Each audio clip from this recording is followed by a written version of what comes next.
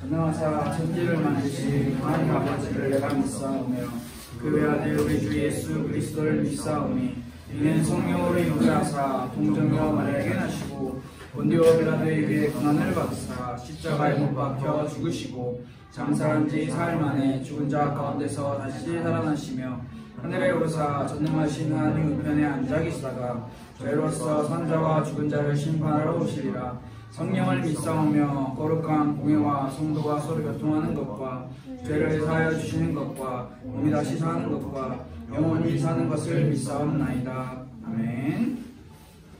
우리가 함께 나눌 하나님의 말씀 찾아보면 좋을 것 같아요. 사도행전 7장 54절에서 60절 말씀을 보겠습니다. 우리 함께 오늘 나눌 전체 스토리는 사도행전 사실 6장부터 7장의 내용이 다 포함되어 있긴 한데 우리가 다 읽을 수는 없으니까 사도행전 7장 54절부터 60절만 읽도록 하고요. 그리고 여러분들이 시간을 내어서 꼭 6장 7장을 읽어보면 좋을 것 같아요. 우리 사도행전 7장 54절부터 60절 말씀 다 찾았으면 우리 한 목소리로 같이 읽어보려고 합니다. 우리 함께 읽어볼까요? 시작! 그들이 이 말을 듣고 마음에 찔려 그를 향하여 이를 갈거늘 스데반이 성령 충만하여 하늘을 우러러 주목하여 하나님의 영광과 및 예수께서 하나님 우편에 서신 것을 보고 말하되 보라 하늘이 열리고 인자가 하나님 우편에 서신 것을 보노라 하는데 그들이 큰 소리를 지르며 귀를 막고 일제히 그에게 달려들어 성 밖으로 내치고 돌로 칠세 증인들이 옷을 벗어 사울이라 하는 청년의 발 앞에 드니라. 그들이 돌로 스데반을 치니 스데반이 부르짖어 이르되 주 예수여 내 영혼을 받으시옵소서 하고 무릎을 꿇고 크게 불러 이르되 주여 이 죄를 그들에게 돌리지 마옵소서 이 말을 하고 자니라. 아멘. 오늘은 우리가 함께 읽었던 이 말씀처럼 스데반이라고 하는 한 인물에 대해서 말씀을 나눠보려고 합니다. 자, 우리가 지난주까지 예수님의 십자가 이야기를 말씀을 들었죠. 여러분들이 그 예수님의 십자가 말씀을 한 5번에 걸쳐서 그 주변의 인물들을 우리가 함께 나눴는데 그 사건을 꼭 기억하면 좋을 것 같아요. 그래서 이 십자가는 사실 우리가 역사적으로도 그리고 우리의 마음의 신앙적으로도 굉장히 중요한 건데 이 십자가의 죽음 어떻게 보면 이 십자가의 죽음으로써 예수님의 사역을 이제 공생의 사역이라고 이야기를 하는데요. 이 공생의 사역은 3년의 공생의 사역은 끝이 났어요. 예수님께서는 십자가에 죽으시고 부활하셔서 하늘로 승천, 하늘로 올라가셨죠. 마가복음과 누가복음 여러 성경에 기록이 되어 있습니다.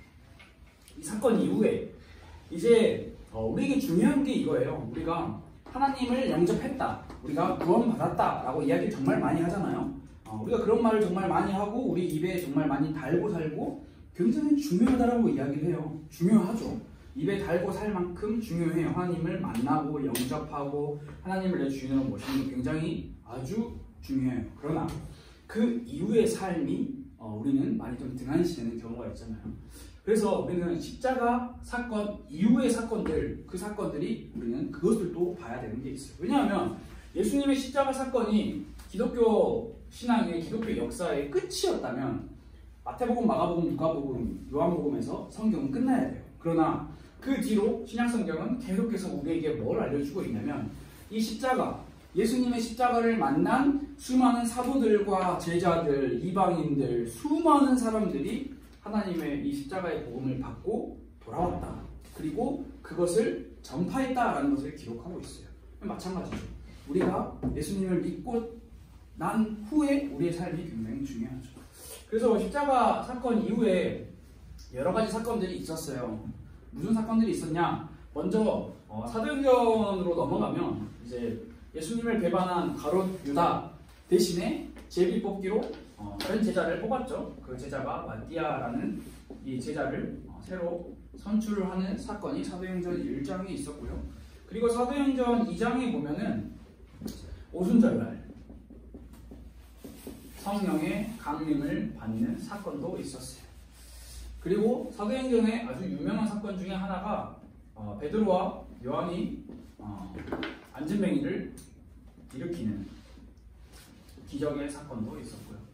그리고 베드로가 담대하게 예수 그리스도의 이 복음을 전파하는 장면도 있었죠. 이 사건 이후에 예수님의 죽으심, 십자가 죽으심과 예수님의 부활 이후에 이러한 사도행전에 이러한 사건들이 있는데, 이건 이제 대표적으로 드러나는, 성경에 기록되어 있는 드러나는 사건들이고, 이런 대표적인 사건들이 아니고서도 수많은 사건들이 있었어요. 근데 그 수많은 사건들이 어떤 사건이었냐? 바로 예수님의 십자가를 바라본 그를 믿었던 사도들, 그리고 제자들이 무슨 일을 했냐면 예수님이 그리스도다라고 이 복음의 전파를 계속한 거죠. 끊임없이 계속했던 거죠. 그 결과 하나님의 말씀은 계속해서 점점 더 퍼져나갔고, 제자의 수는 늘어났고, 많은 사람들이 그리스도 십자가의 도에 복종했다라고 사도행전 6장은 우리에게 기록을 하고 있습니다. 이러한 상황에서 초대교회는 7명의 집사를 세워요. 7 집사를 세웠는데 이 집사 가운데 한 사람이 바로 스데반이라고 하는 인물이 등장을 합니다. 우리가 스데반이라고 하면은 굉장히 잘 아는 인물이잖아요. 우리 굉장히 유명한 기독교 신앙에서, 기독교 역사에서 굉장히 유명한 인물이에요. 이 스데반은 뭐 바울하고도 연결이 될 수 있고, 또 스데반이라고 하는 이 단독의 이 신앙만을 봐서도 우리가 굉장히 많은 것을 느낄 수 있는 그런 여러 가지 우리에게 깨우침을 주는 인물인데, 이 스데반이라는 인물에 대해서 우리가 함께 조금 말씀을 나눠보려고 해요. 이러한 사건들이 있는 상황 속에서 스데반 한번 여러분들이 기억하시면 좋을 것 같아요.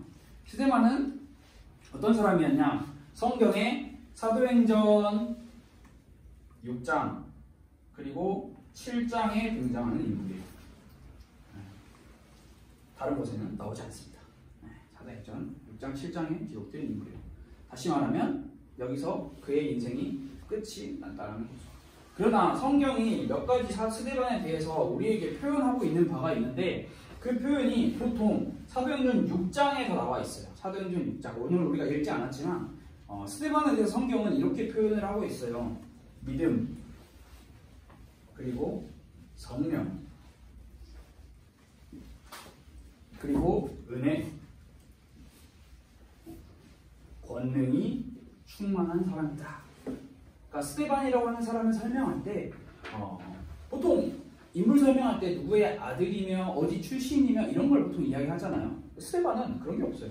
그런 게 없고, 스데반은 굉장히 신앙적으로, 영적으로 그가 가지고 있는 어떤 믿음과 신앙과 그가 받은 하나님의 그 은혜에 대해서 스데반이라고 하는 인물을 이렇게 설명을 하고 있어요. 그래서 스데반은 이러한 하나님께서 주신 믿음의 사람, 성령의 사람, 은혜의 사람, 권능의 사람이었는데, 이런 스데반이 무슨 일을 하였냐, 이런 것을 가지고, 하나님께서 주신 이런 선물들을 가지고 무슨 일을 하였냐가 굉장히 중요하잖아요. 무슨 일을 하였냐면 이제 이 민간에 나가, 쉽게 말하면 기사와 표적이라고 성경은 기록을 하고 있는데, 수많은 기적들과 이적들을 베푼 거죠. 복음 전파를 하면서 예수님이 그리스도다라는 것을 전달하면서 기사와 표적들을 보였다라고 성경은 설명을 하고 있어요. 스데반이라고 하는 인물은 이런 인물이에요. 이런 네 가지의 단어로 설명할 수 있는 인물인데요. 앞서 이야기를 한 것처럼 하나님의 말씀이 신기하게도 예수님의 십자가 사건 이후에, 예수님의 부활 승천 이후에, 예수님이 더 이상 지상에 계시지 않는 상황에 하나님의 말씀이 더 퍼져나가고 있어요. 예수님의 부활을 본 자들이 그것을 증언하러 다니는 거죠. 제자의 수가 늘어나고 있어요. 그때 사도행전 6장에 보면 한 사건이 일어나고 있습니다. 이 스데반이라고 하는 이 사람이 사도행전 6장에 보면 많은 사람들을 도와주고 그들에게 병 고침에, 그리고 귀신을 내쫓는 여러 가지의 기사와 표적들을 행해요. 그렇게 행했다고 성경은 기록을 하고 있어요. 그러자 이 스데반이라고 하는 사람에게 그냥 이 스데반을 좋게만 보는 사람이 생긴 게 아니라 이 스데반의 반대하는 사람들이 생기는 거죠. 도전자들이 생기는 거죠. 성경은 어디 사람, 어디 사람, 어디 사람이라고 이렇게 설명을 하고 있는데 사실 그들뿐만 아니라 스데반의 가르침에 반대하고 그것은 맞지 않다라고 스데반과 논쟁을 하는 사람들이 생겼어요. 그러나 성경이 6장에서 보면은 분명하게 6장 10절에 보면 이렇게 기록하고 있는데 스데반이 여러 도전자들, 여러 사람들과 논쟁을 하였지만 사실 이런 거죠. 야, 이게 맞아, 저게 맞아, 그건 틀렸어, 이건 틀렸어 라고 이야기를 하지만 스데반이 어떻게 이야기를 했냐? 지혜와 성령으로 이야기를 하였기에 이 도전자들이 스데반을 이기지 못했다라고 성경은 기록을 하고 있어요. 이 도전자들이 여기서 제가 졌습니다. 십자가의 그 당신 스데반이 말하는 그 예수 그리스도가 맞습니다 라고 순종하고 순복하고 항복하고 회개하는 것이 아니라 어떤 제스처를 취했냐? 재밌어요. 이들이 도전자들이 한 행동이 뭐냐면 사람을 매수했고요. 그리고 또 스데반을 잡다라고 하는 뭐라고 해야 될까요? 스데반을 포박했고 그리고 거짓 증인들을 내세웁니다. 우리가 이야기를 예전에 했잖아요. 이 공회 이야기했죠. 공의회. 그래서 이 스데반이 이야기하고 있는 게 마음에 들지 않아. 우리랑 틀려. 그러니까 저 사람은 안 돼. 큰일 나라고 이야기를 하고 그를 처치하기 위해서, 쉽게 말하면 죽이기 위해서 분명하게 그 이유가 있는 거죠.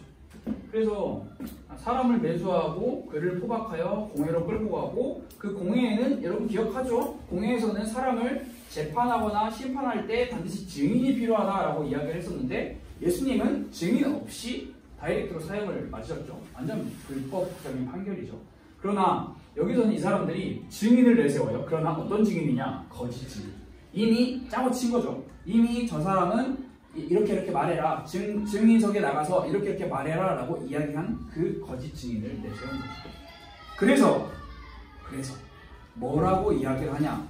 스데반을 이 도전자들이 뭐라고 공격을 하냐? 이게 굉장히 중요해요. 이들이 공격하는 내용은 딱 두 가지예요. 딱 두 가지. 성경에 보면은 이렇게 기록을 하고 있어요. 모세 이야기를 꺼내고요. 그리고 하나님 이야기를 꺼내요.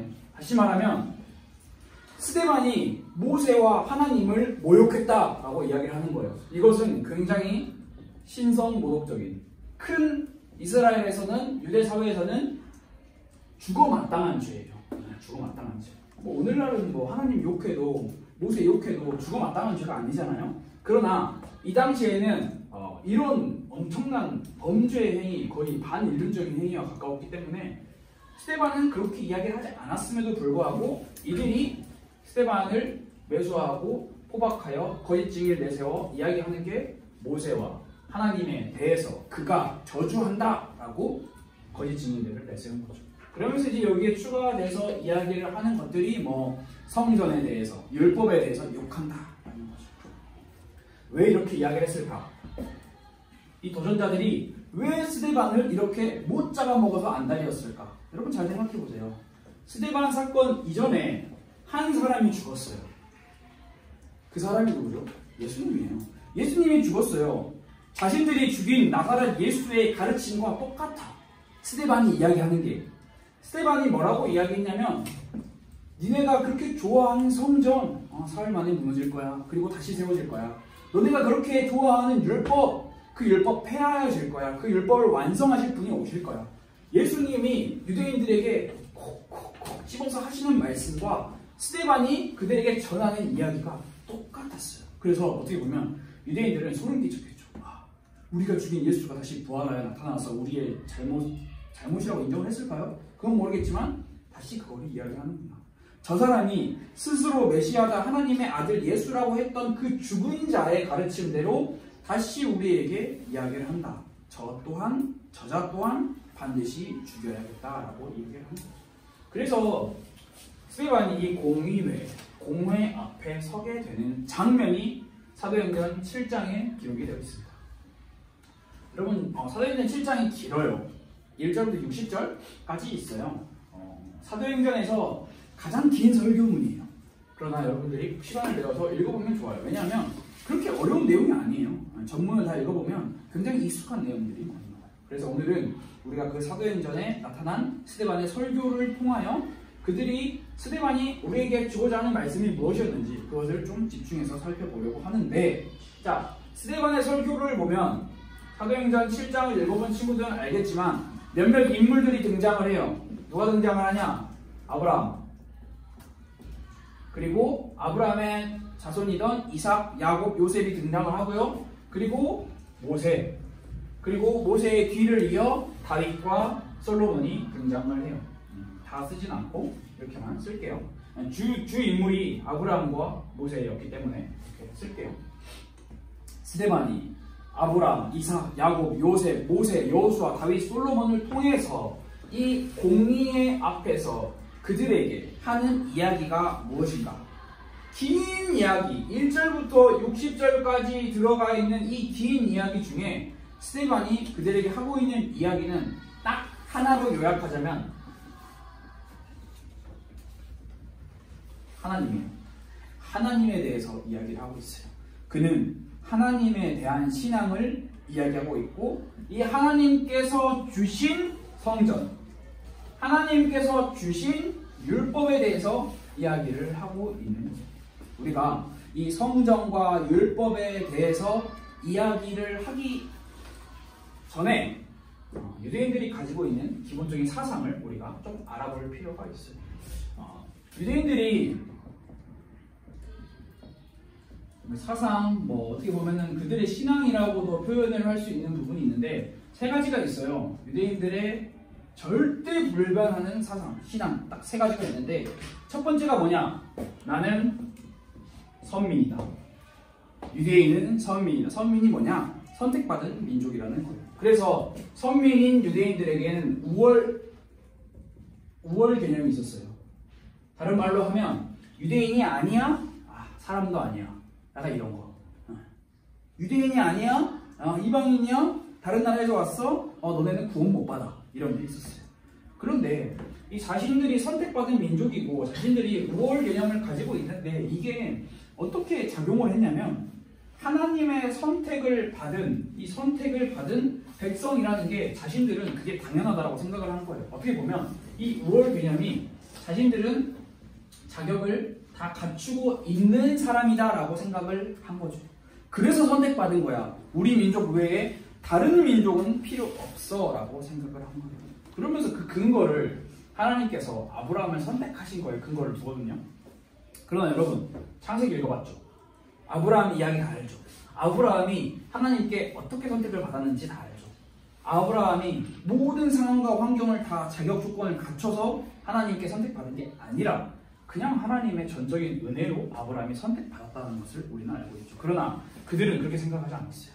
우리는 선택받을 자격이 있었기 때문에 선택받은 민족이고, 그래서 우리는 우월해, 뛰어나, 너네는 아니야 라는 이 사상이 가장 큰 사상이었고요. 두 번째는 그들이 가지고 있는 신앙, 사상, 성막과 성전에 대한 사상이 굉장히 강했어요. 구약의 성막, 성전, 신약에까지 이어진 이 성전에 그들의 마음이 엄청나게 많이 쏠려 있었는데, 왜냐하면 여기에만 하나님이 계신다라고 생각을 한 거죠. 성전에만 하나님이 계신다. 그래서 성전에서만 제물을 드릴 수 있었고, 거기서만 진정한 예배를 드릴 수 있었고, 거기서 하나님을 만날 수 있다라고 생각을 한 거예요. 다시 말해서 그들에게 성막, 성전은 하나님이 계시는 곳이기에 굉장히 소중하고 거룩한 곳이다라는 기본 정신이 있었어요. 맞는 말이죠? 틀린 말이 아니에요. 성전, 성막, 하나님께서 허락하신 것, 하나님이 거기서 이스라엘 백성들, 때에 한 번, 때에 두 번 이스라엘 백성들, 그 대제사장을 만난 그 아주 중요한 장소죠. 맞아요. 그러나 이들이 가지고 있는 이 신앙과 이 정신이, 이 사상이 어떻게 변질되어 버렸냐? 성막과 성전이 하나님을 예배하기 위한 장소가 아니라 유대인들의 전유물이 되어버렸어요. 다시 말하면 전유물이라고 하는 것은 이들의 자신의 것이 된 거죠. 하나님의 것이 아니에요, 더 이상. 그래서 유대인들에게는 하나님보다 성전이 더 중요한 거죠. 하나님보다 성막이 더 중요한 거예요. 그러니까 그 장소와 그 건물이 하나님보다 더 중요하게 되어버린 거죠. 그래서 그들은 하나님을 예배해야 되는데, 하나님께 선택받은 민족이니까 하나님을 예배해야 되는데, 하나님께 선택받은 민족이 하나님을 예배하는 것이 아니라 성전을 예배하는 거죠. 그래서 성전을 굉장히 신성시하고 그 성전 안에서 자기들의 부귀, 영화, 권력을 마구마구 누렸죠. 마치 이런 것과 같아요. 여러분 생각을 해보세요.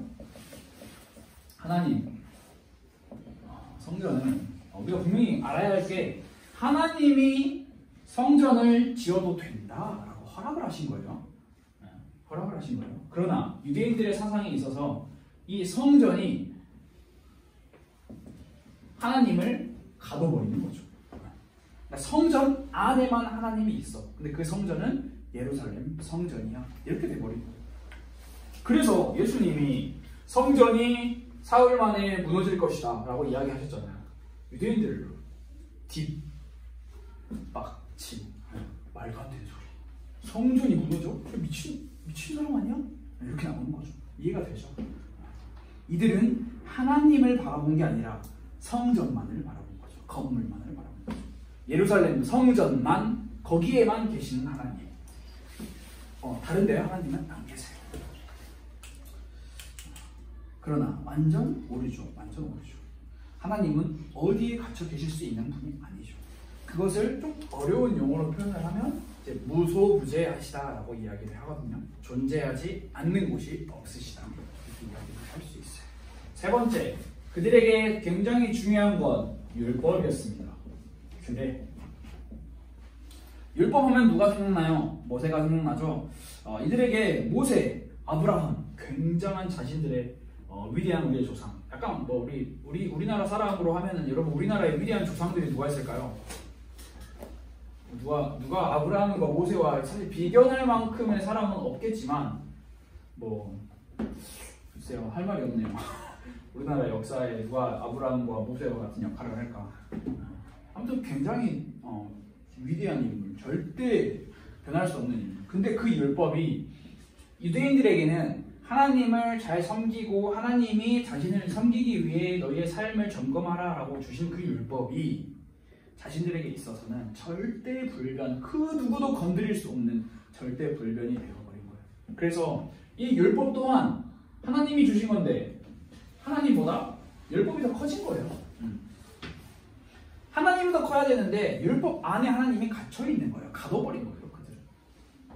그래서 예수님이 나는 율법을 완성하러 왔다. 이 너희가 지킨 율법 폐하고 율법을 완성하러 왔다라고 말씀하신 그 예수님께 발끈했죠. 또 말도 안 돼. 감히 우리 모세, 우리의 조상 위대하신 모세님께서 우리에게 주신 율법을 저 보도 못한 사람이 없앤다고 쟤 죽여야 돼. 이렇게 나오는 거예요. 잔뜩 화가 나서 그렇게 몰아갔죠. 말도 안 되는 거죠. 여러분, 오늘날도 유대인들이 있잖아요. 살고 있는 유대인들이 이스라엘도 있고 전국 각지가 아니죠. 전 세계 각국에 살고 있는 유대인들이 있잖아요. 이 유대인들이 지키는 율법은 우리가 상상조차 할 수 없어요. 말이 우리가 상상하는 걸 초월해. 특히 유대인들은 주일을 지키지 않고 안식일을 지키잖아요. 토요일을 지킨단 말이에요. 근데 이 안식일을 지키는 율법은 상상을 초월해요. 우리가 흔히 알고 있는 것처럼 안식일에는 음식을 할 수 없습니다. 안식일에는 몇 발자국 이상, 몇 킬로 이상 걸어갈 수 없습니다. 이 정도는 우리가 보통 상식으로 알잖아요. 근데 제가 최근에 이 안식일, 유대인들이 지키는 이 안식일에 대해서 한 이슈를 들었는데, 저희 교회 집사님 중에 한 분이 유대인과 일하시는 분이 계세요. 그래서 그 유대인과 일하시는 분을 통해서 들었는데, 이게 금요일 저녁 6시부터 토요일 예를 6시라고 합시다. 정확히 시간은 모르겠지만 구체적이진 않아요. 6시가 넘어가니까 일을 처리를 해야 되는데 연락이 안 된대요. 핸드폰을 안 본대. 근데 여러분 잘 들어보세요. 이 유대인끼리 같이 모여서 우리처럼 같이 모여서 우리 안식일을 지키자, 거룩하자 하면서 주변 사람들이 신경 쓰면서 안식일을 지키고 있는 게 아니라 방 안에 혼자 있어요. 혼자. 그런데 안식일을 지킨다라는 이유로 아무것도 안 하는 거예요. 아무도 보고 있지 않은데. 그 집사님 말의 표현으로는 핸드폰을 안 쓴대요. 그러니까 이게 정확한 기준은 저도 모르겠어요. 지금 저도 공부를 하고 이렇게 자문을 구해놓은 상태인데, 이게 쉽게 말하면 이런 거죠. 이미 내가 기존에 사용하고 있는 그 동력 안에서만 사용을 하고 핸드폰 배터리가 나갔다. 그러면 전기 콘센트를 뽑지 않는데요. 이것도 내 행동이 되니까 일을 하지 않는 거예요. 심지어 굉장히 쇼킹한 사건이 있었어요. 화장실 너무 급해. 변기 뚜껑이 닫혀 있어. 변기 뚜껑을 올리지 않는데요. 어떻게 해결하는지는 몰라. 왜? 그것도 내가 뭔가 행동을 하는 거기 때문에. 근데 이게요, 여러분 잘 들어보세요. 저는 이게 충격적인 게 아니라 아무도 안 보고 있다니까요. 누가 보고 있는 게 아니야. 혼자 있어. 근데 그들이 가지고 있는 사상이 뭐예요? 하나님이 보고 계시다라는 거예요. 우리가 지켜야 할 이 율법이 하나님이 보고 계시다라는 이 사상이 굉장히 강해서, 아니 핸드폰 충전도 안 하고요, 변기 뚜껑도 안 연대요. 그래서 이게 좀 시간이 지나니까 연락이 왔대요. 급해 죽겠는데 안 한대. 그리고 일하다가 시계 딱 보더니 시간 딱 되면은 어디 사라진대. 가가지고 급한 일이 있어 하면은 지금 한 10분 남았으니까 10분만 기다려주세요 하고 절대 안 움직인대요. 일하는 중에서. 만약 여러분 학교에 유대인들이 있다, 없겠죠 우리나라에는. 있다 하면은 수업 시간인데 갑자기 기도하러 나가는 거예요. 저 유대인이라서 기다려 가야 돼요. 아무도 못 걷는 분이. 왜냐면 유대인의 파워가 그만큼 세기 때문에. 그러나 우리 잘 알아야 돼요. 제가 이거를 지켜야 된다, 대단하다 이런 게 이야기를 하는 게 아니라, 이 당시 이 시대의 유대인들은 그 율법이라는 게 하나님보다 커버렸어요. 이게 굉장히 위험한 거죠. 굉장히 위험한 거죠. 하나님보다 모세님이 더 컸어요. 하나님보다 아브라함님이 더 커버린 거예요. 아브라함을 선택하신 분도 하나님이시고 모세를 선택하신 분도 하나님이신데, 하나님보다 모세님, 아브라함님이 우리에게 주신 선민사상, 모세님이 주신 율법사상이 자리를 딱 차지한 거죠. 그래서 쉽게 말하면 이들은 성막, 성전, 율법, 그리고 자신들이 하나님께 선택받았다고 하는 선민사상도 다 가지고 있었어요. 제대로 알았어. 그러나 하나님을 모르는 거죠. 하나님만 없어요. 참 재밌죠. 이상하죠.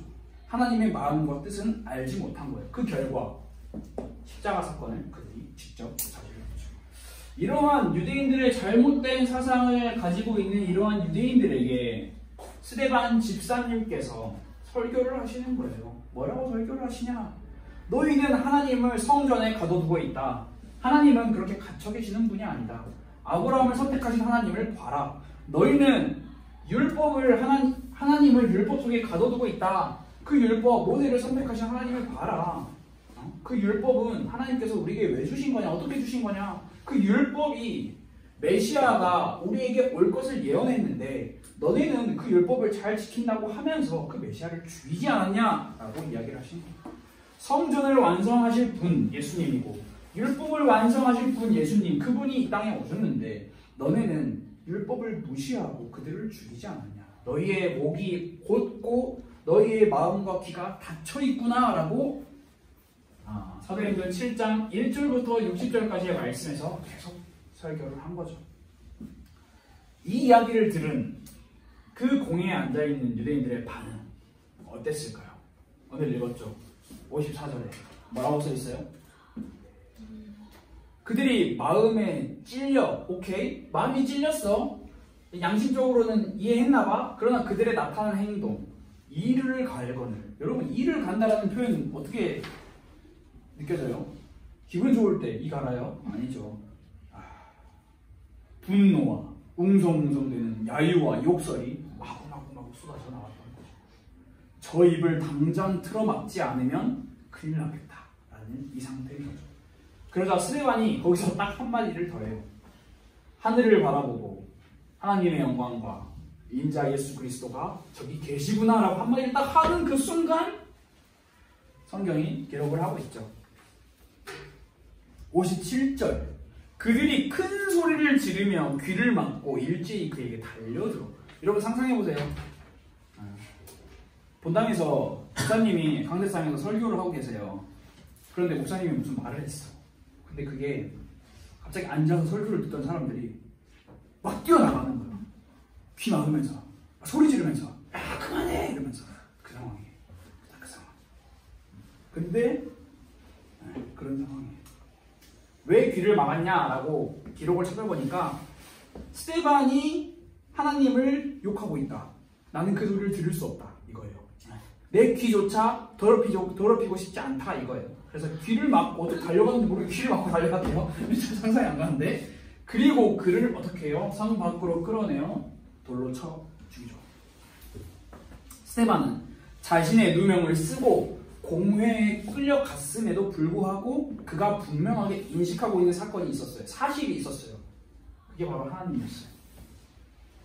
그래서 자신이 곧 죽겠다라는 것을 알았을까요? 몰랐을까요? 저는 알았다고 생각해요.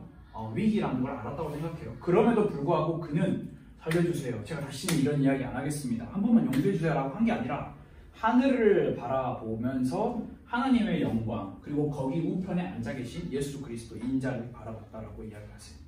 그러니까 스데반 이 집사님께서 가지고 있는 딱 한 가지의 분명한 신앙이 무엇이냐면 하나님이 나와 함께 하신다라는 것을 가지고 있다는 거죠. 임마누엘이라고 하잖아요. 그런데 여러분 우리가 입으로 임마누엘 하는 게 하나님이 진짜 나와 함께 하신다는 그 사실을 우리가 인식을 하고 있는 상태에서 임마누엘을 하는 것과 그냥 내 입에 달리는 말로 내 어떤 계정의 비밀번호로 임마누엘을 치는 것과는 달라요. 굉장히 신실한 신앙인들이 인스타 아이디나 페이스북 아이디나 다른 어떤 SNS 우리 아이디 만들 때 임마누엘 이런 거 넣더라고요. 임마누엘의 뜻을 우리가 정확하게 알아요. 하나님이 나와 함께 하신다라는 여러분의 확신이 비롯되어야 된다는 거죠. 그리고 스데반이 죽을 때 그냥 죽지 않았어요. 끝까지 막 저항하고 버티고 발버둥 치면서 죽는 게 아니라 굉장히 담담하게 믿음의 고백을 선포했어요. 주 예수여 내 영혼을 받으시옵소서. 이 죄를 그들에게 돌리지 마옵소서. 예수님이 하신 말씀과 똑같은 말을 스데반에게. 그리고 스데반은 잔이라고 성경은 표현을 하고 있어요. 스데반이 죽었다 이렇게 표현을 할 수도 있지만 성경은 잔이라라고 표현을 하고 있어요. 자 여러분 스데반의 인생을 보면 어떤 생각이 들어요? 스데반의 인생은요 굉장히 짧은 인생이에요. 사도행전 6장에 등장을 했다가 사도행전 7장에 엄청 긴 설교를 하고 죽음을 맞이했어. 그러나 사실 엄청 긴 설교를 해봤자 1절부터 60절까지니까 우리가 한번 1절부터 60절을 읽는다고 생각하면 한 30분이면 읽을까요? 20분이면 읽을까요? 그냥 말하고 그의 인생은 끝났어요. 그의 인생에 남은 거라고는 사도행전 7장 한 장이에요. 자, 여러분 봅시다. 우리 인간의 눈으로 보면, 인간의 시선으로 보면 스데반 인생은 완전 실패한 인생이에요. 개죽음 당한 인생이에요. 왜 굳이 저렇게 나서가지고 나대가지고 왜 죽고 난리야? 개죽음 당한 인생이에요. 그러나 이러한 타락한 인간의 시선, 우리의 시선이 하나님 중심의 기독교가 아니라 인간 중심의 기독교를 만들어버렸다는 사실 여러분들이 잘 분별할 수 있어요. 그래서 이렇게 기독교 교회 다닌 사람이 이렇게 이야기해요. 예수님 잘 믿었는데 하나님 제대로 잘 믿었는데 성령 충만했다고 성령과 은혜와 권능과 믿음이 충만한 그 스데반이 그 인생의 결말이 어떻게 돌에 맞아 죽는 거냐고. 그건 말이 안 된다고. 하나님 진짜 살아계신 거 맞냐고. 진짜 아이러니하죠. 기독교 신앙의 중심은 여러분 하나님인데 우리 인간의 타락한 인간의 마음과 그 시선이 하나님을 원망하고 하나님으로는 안 된다라고 말하는 새로운 기독교를 만들어냈어요. 변질된 기독교. 인간 중심의 기독교를 만들어내버린 거죠. 그러나 우리는 알죠. 스데반의 인생이 돌로 쳐맞아 성 밖에 끌려나가 질질 끌려나가 돌로 쳐맞아 피 질질 흘리면서 의식이 점점 사라지고 있는 그 순간 그리고 그대로 그의 숨이 끊어지는 그 순간 그의 인생이 끝났다라고 우리는 생각을 할 수 있지만 그렇지 않다라는 걸 알죠.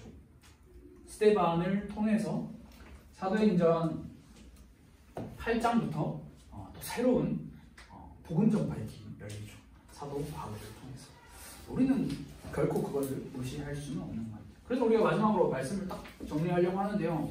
여러분 스데반의 이야기를 통해서 우리가 알아야 할 게 뭐가 있을까요? 이렇게 담대하게 죽음 위기에서 담대하게 이야기하세요. 뭐 이런 거 좋죠. 좋고 뭐 이렇게 하나님이 아닌 것과 뭐 치열하게 싸우세요. 뭐 하나님 다른 것과 이야기하는 거 미친 듯이 죽도록 네가 맞냐 내가 맞냐 싸우세요. 이런 거 이야기하려고 하는 제가 그런 이야기 하려고 하는 게 아니라 스데반의 이야기는 그리스도인으로 살아가는데 힘이 필요하다라는 거예요. 힘. 이 세상을 살아가는데 그리스도인에게 힘이 필요한데 그 힘을 어디서 나는 얻고 있는가? 그것을 스데반은 우리에게 보여주고 있어요. 스데반이 가지고 있었던 그 힘, 믿음과 성령과 은혜와 권능. 여러분, 이것은 스데반이 가지고 있었던 이 힘은 세상이 줄 수 있는 힘이 아니었어요. 스데반이 받은 그 힘은 하늘로부터 공급받는 힘이었어요. 다시 말하면 하나님이죠. 하나님으로부터 공급받는 힘이 있던 스데반. 그렇기에 그는 이 땅에서 내가 오래 살아봐야겠어, 잘 살아봐야겠어 그런 마음으로 이 땅을 바라보고 산 것이 아니라 하늘을 바라보고 산 거죠. 하나님을 바라보고 산 거죠. 하나님. 그래서 우리는 질문을 해볼 수 있어요. 우리가 살아가고 있는 이 세상에서 살아가고 있는 거기서 우리가 어디서 힘을 얻고 있고 우리가 이 세상을 살아가는 동기는 무엇인가?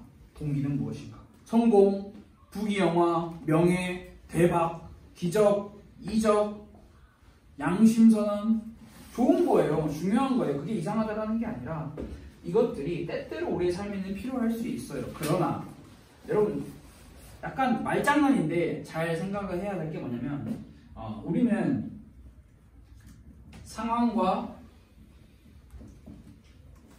환경에 따른 우리는 자꾸 답을 구하잖아요. 우리는 상황과 환경에 따른 답을 구하는데 우리는 상황과 환경에 따른 답을 구하는 게 아니라 성경이 우리에게 이야기하고 있는 것은 상황과 환경에 따라 달라지는 게 아니라 그냥 있는 그대로 정답을 이야기하는 거예요. 정답. 여러분 답은 문제가 있으면 답은 개인의 생각대로 여러 가지를 쓸 수 있어요. 그러나 정답은 하나예요. 이 상황에 세원이의 상황의 답은 이거예요. 하늘의 상황의 답은 이거야. 둘이 줘야 될 답이 달라. 그러나 이 둘의 인생에 반드시 필요한 정답은 하나예요. 여러 가지를 줄 수 있고 상황과 환경에 따라서 우리는 다른 의견과 다른 사건과 다른 생각을 할 수 있지만 여러분 우리 인생의 정답은 하나예요. 근데 그 정답을 스데반 집사님께서 너무나 잘 알고 계셨던 거예요. 하나님. 우리 인생의 정답은 여러분 하나님입니다. 하나님이 아니면 정답이 없어요. 그리스도인의 삶을 인도하시는 하나님께 우리가 우리의 모든 시선과 같은 말이지만 우리의 모든 초점과 우리의 모든 집중이 거기에 가 있지 않는다면 우리의 신앙은 굉장히 어리석은 신앙이 될 거예요. 여기서는 신앙의 연차 상관없어요. 모태신앙, 여기 우리 있는 친구들 거의 다 모태신앙이죠. 모태신앙? 그거 뭐예요? 아무 상관없어요. 아무 이런 말 하면 안 되지만 쓸데기 없는 게 될 수 있어요. 쓸데기 없어요. 하나님이 우리의 시선과 우리의 초점과 우리의 집중의 대상이 아니라면 여러분들이 가지고 있는 모태신앙이라고 하는 이 신앙이 여러분 말장난인데요. 여러분 들어봤어요? 모태신앙을 보고 뭐라고 이야기해요? 오늘날 기독교가? 아무것도 못해서 모태신앙이래요. 모태신앙. 그런 신앙생활을 하고 있는 거예요. 얼마나 위험한지 알겠죠. 여러분들의 삶을 한번 점검해 보세요. 여러분들의 삶의 시선과 초점과 집중이 하나님이냐 아니냐 둘 중에 하나예요. 하나님이냐 하나님이 아니냐 둘 중에 하나예요. 스데반 집사님의 고백은 그 무엇보다 하나님에 대한 그 하나님의 확신에 대한 간절한 고백이 있었어요. 성전도 아니었고요. 율법도 아니었어요. 하나님이었어요. 여러분 우리가 착각하면 안 돼요. 이게 착각하면은 진짜 큰일 나요. 큰일 나요. 그래서 여러분들이 12월로 넘어가잖아요. 11월 마지막인데 여러분들이 잘 생각을 해봐야 돼요. 내가 올 한 해 하나님께 얼마나 내 삶의 방향과 시선을 맞추고 살았는가. 그리고 정말 여러분들의 인생에 하나님이 정말 해답이 되는가. 성경이 분명하게 이야기를 하고 있는 거죠. 그래서 이제 12월로 넘어가는 이 아주 중요한 시즌이잖아요. 아주 중요한 시기예요.